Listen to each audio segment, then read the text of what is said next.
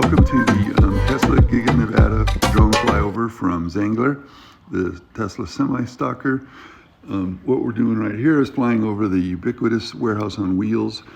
What I have come to find out and speculated on previous videos is the warehouse on wheels is going to be moved, and I was going to get more coverage of that, but Tesla security interrupted me on this drone flight.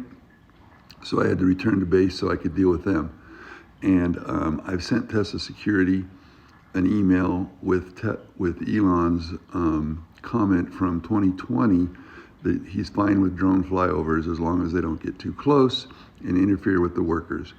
Anyway, today's video, as short as it is, it does confirm that the corner that we're approaching right now is simply a parking lot with Tesla chargers going to be added, and nothing related to the $3.6 billion expansion that was mentioned, that was announced in December, and that we've all been anxiously waiting for any sign of.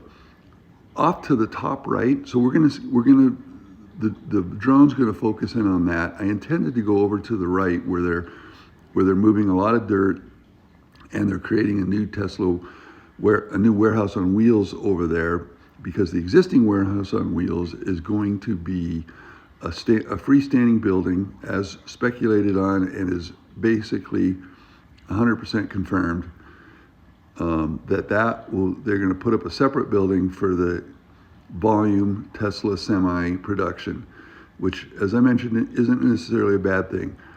It's disappointing that they're not going to do the beautiful expansion at this time, but that separate building can be put up pretty quickly. And I apologize for not focusing on what you see here are light posts and infrastructure for the parking lot. But I do want to get in before I get chased away by Tesla security, the fact that they're going to move the warehouse on wheels, at least part of it. They're going to move millions of yards of dirt in support of that right here. And that was a brief glimpse of it, and they'll put a separate building. Thank you for joining me today, and try to fill in this black screen.